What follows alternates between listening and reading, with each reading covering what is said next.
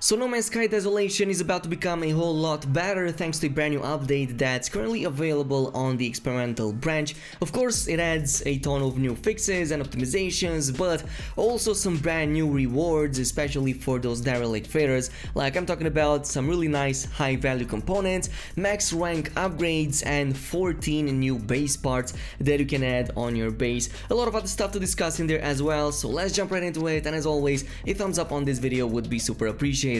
I want to start things off, of course, with the fact that there's 3 new titles that you can go ahead and purchase from the Quicksilver merchant on the Space Anomaly. Some of these you can see them right here, but my favorite had to be the Interloper, since yeah, I've been called an interloper from the very beginning of the game, so that was the one that I actually spent my Quicksilver on it. 800 to be more precise, so it's kinda steep for what it just does. Nonetheless, we were talking about those derelict freighters, and I do want to talk about some of these changes that I was able to notice. So first things first, every single chest in the game, every single cache, box, or anything that can be opened inside of these derelicts now contain something that can be really useful.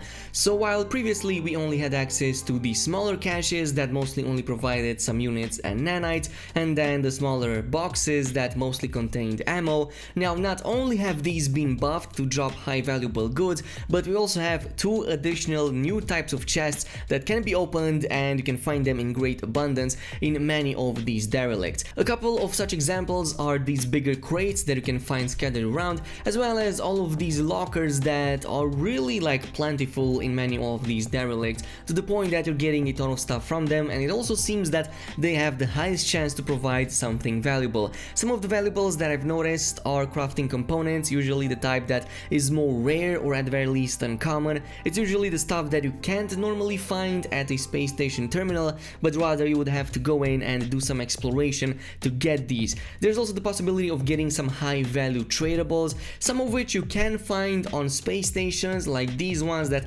don't sell for too much, but then there's also the terrifying samples like these that can sell for a ton of units. The smallest I've seen sold for at least a few 100,000 units, while some others were exceeding 1.5 million, so definitely worth it to go ahead and kinda open all of these up. On top of this, I also managed to get a couple of max rank upgrade modules. As a matter of fact, just from 2 derelicts I was able to get 3 or 4 of these max rank upgrades, which should in theory make upgrading everything so much easier, since now you might want to do this way more often. But 2 of them, I got them from 2 of these crashed ships that you can find inside the derelict freighters, so you might want to go ahead and explore each and every single one of these rooms until you kinda get everything from them, since it's now worth it to do so. But of course, the biggest of them all has to be the 14 new base parts that have been added also from these caches. So most of these caches will have a rather small chance to also provide one of the 14 new base components. Now keep in mind that this is experimental, so some of these might be broken, like some of them might be missing some skins, some of them might be missing an icon or a text, and they just look something like this. So this is just experimental. Once it goes live, it is going to look much better. Nonetheless, many of these base parts, which are 14 in total, you can find them naturally as decorations inside of the derelict freighters, but now you can get them as components and add them to your own base. Some of them that you can expect are the big caches and the crates that I've just talked about. There's also like these bigger shelves that you can use to store items on. Yes, that is totally possible, which is really freaking cool. But most important, and by far my favorite, have to be these really awesome looking specimens in the tubes that I really enjoy. They look really awesome, they look like something out of Alien, so it would make sense to add them on your base. I'm definitely going to get this and eventually add it on my base. By the way, once you do place them down, and even though you can interact with many of them and even have animations, they aren't going to give you any rewards like how it is with the containers on the freighters, for example. Maybe it's an oversight, maybe it's going to get fixed by the time it all goes live, but for the time being they aren't going to provide any of those resources, and I think it totally makes sense since the drops from these can be quite valuable, and it wouldn't be too balanced to make that possible by just reopening them again and again. And nonetheless, there's a bunch of others in there that I kinda wish they were added in the 14 list.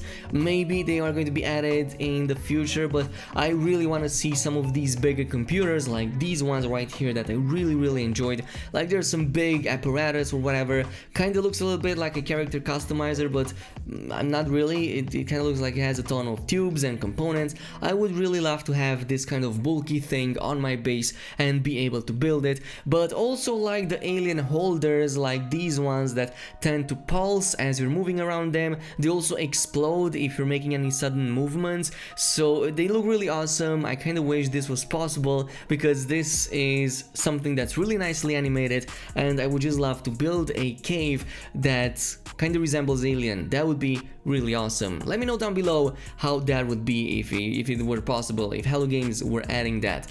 But nonetheless, we were talking about some of the other patch changes, so I'm going to go over them really quickly. So they made some other additions and improvements also to these derelict freighters.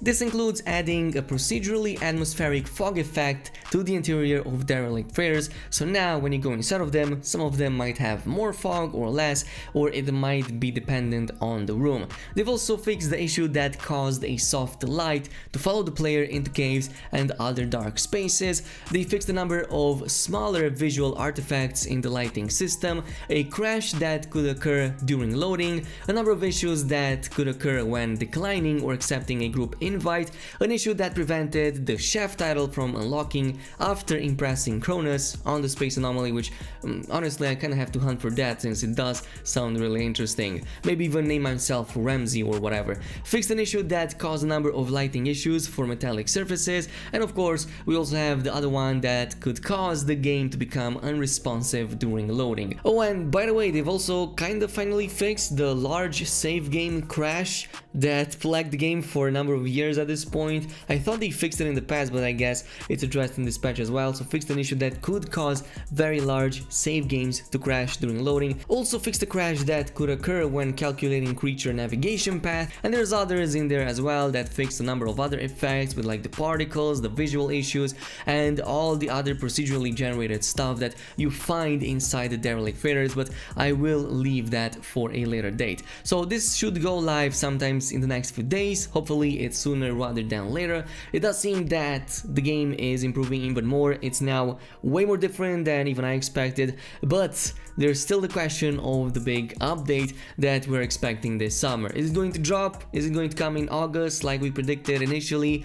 Personally, I think that now it looks like either Hello Games is continuing with these smaller updates like the size of Desolation or Living Ship or Exomech, and this might be the same next month or sometimes in September, or after this Hello Games could take a full-on break, wait a few months and then drop a bigger update later this year. From the looks of it and from their previous statements, it seems that a big chunk of the team is still concentrated on some big updates, and we also have to keep in mind the fact that the team is now bigger than ever, almost twice the size that it's been in the previous years, when even then we got some other big updates. But here is also my prediction. I'm expecting a PS5 release update that's going to coincide with the release of the brand new generation of consoles in the next few months.